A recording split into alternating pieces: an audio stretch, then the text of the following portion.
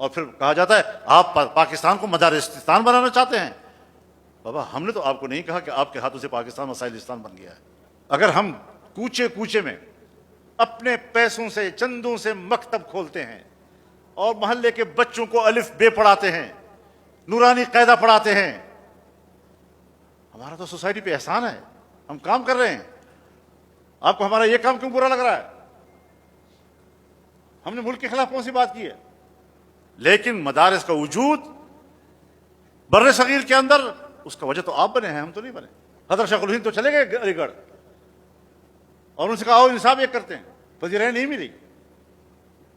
حضرت مفتی محمد شفیع صاحب رحمہ اللہ 4 سال انتظار کرتے رہے, 47, 48, 49, 50, 51, 5 سال تک, کہ آؤ نصاب ایک کرتے ہیں. یہاں نہ ہندو ہے اور نہ انگریز, نہیں مانی گئی ان کی. جی تو ہماری بیوروکریسی, ہماری اسٹیبلشمنٹ اس تقسیم کی ذمہ دار ہے. آج وہ ہمیں ذمہ دار کیسے قرار دے رہے ہیں؟ آئیں آج بھی ہم سے بات کرنا چاہتے ہیں تو بسم اللہ. ہم نے تو کبھی شدت اختیار نہیں کی, بات چیت سے معاملات کو طے کرتے ہیں. ہم بھی انگریزی علوم کے قائل ہیں. ہمارے بچوں نے آپ کے بورڈ میں امتحان دیے ہیں اور 3 سال تک مسلسل ٹاپ کرتے آ رہے ہیں. ہمارا ٹیلنٹ, اس کا تو آپ مقابلہ ہی نہیں کر سکتے. اور ایک بات میں نے کہی ہے, مجھے نہیں معلوم آپ اس کی تائید کریں گے یا نہیں کریں گے. میں نے کہا جس شعبے میں بھی جاؤ, بین الاقوامی رینکنگ میں پاکستان پیچھے. عدلیہ پتہ نہیں 142 اور 144 پہ کھڑی ہے. تمام شعبوں میں کرپشن ہے, بدعنوانیاں ہیں. تمہاری تعلیم پتہ نہیں دنیا کے کس کیٹیگری میں آیا ہوا ہے. اگر تعلیم کے میدان میں ٹاپ پر ہے بین الاقوامی رینکنگ میں, تو دینی مدارس کا علوم ہے.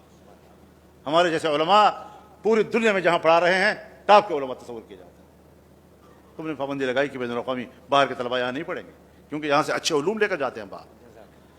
تو یہ ساری وہ چیزیں ہیں کہ جو ہمارے لیے باعث تشویش ہے. ریاست کو باعث تشویش نہیں ہونا چاہیے.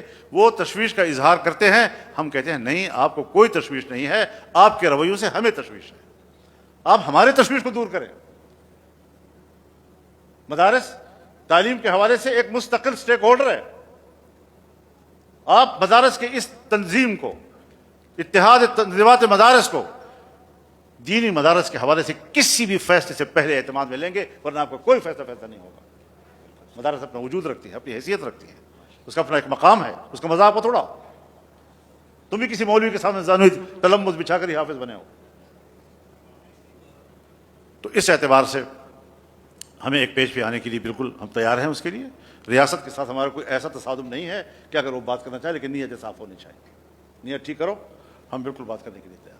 تو یہ کچھ ضروری گزارشات میرے ذہن میں تھیں, پتہ نہیں کیا